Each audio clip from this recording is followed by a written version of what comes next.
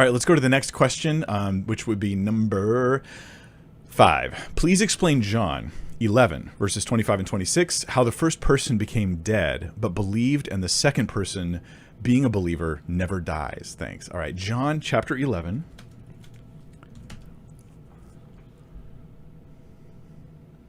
Here we go. Jesus said to her, I am the resurrection and the life. He who believes in me, though he may die, he shall live. And whoever lives and believes in me shall never die. Do you believe this? Okay, she says, yes, Lord. Now, let me put this in its context so that we don't misunderstand Jesus, what he's saying here. This is the death of Lazarus. Jesus says this in the middle of a conversation with Lazarus' sister. And so Lazarus has died. He's been dead for 4 days, and Jesus shows up, and she's grieving towards Jesus. He shows up, and she says to Jesus, Martha says, Lord, if you'd been here, my brother would not have died. So her concern is, I have a brother who's physically dead. He died. If you had been here, he wouldn't have. But even now I know that whatever you ask of God, God will give you. That's an interesting thing that she says there. Jesus said, your brother will rise again. This is like, I don't want to say it's just a typical thing, but it's a comforting type of thing people say at a funeral.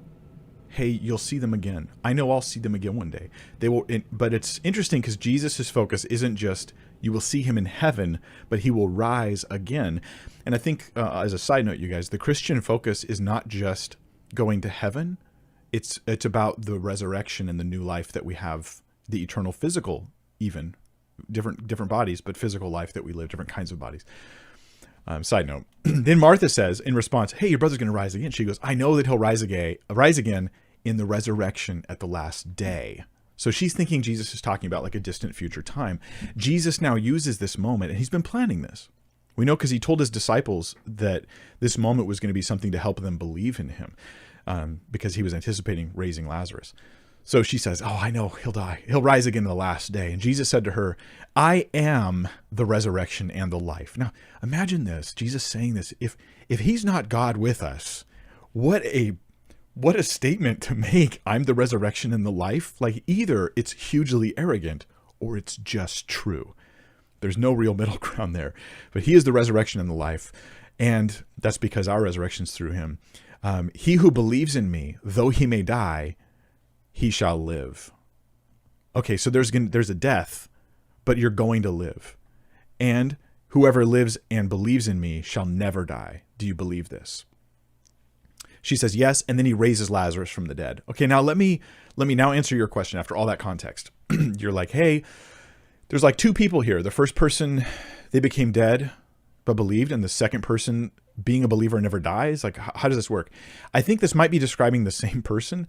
He who believes in me, though he may die, he shall live. Lazarus he died, but he's going to live again. And he's only an example of you and me. We believe in Christ. And most people who've believed in Jesus throughout history have died, yet they will live. There's a future life for them.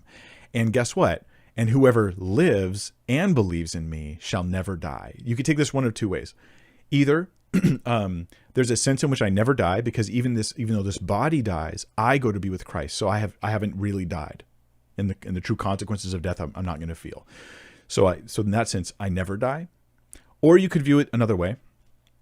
And the other way would potentially be that it's verse 25 and 26 are describing the same person.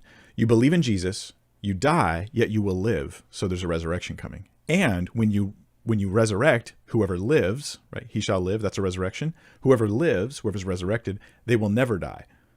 So yes, you're living a life that will die, but then you will be resurrected to a life that never dies. I hope that clarifies the verse for you.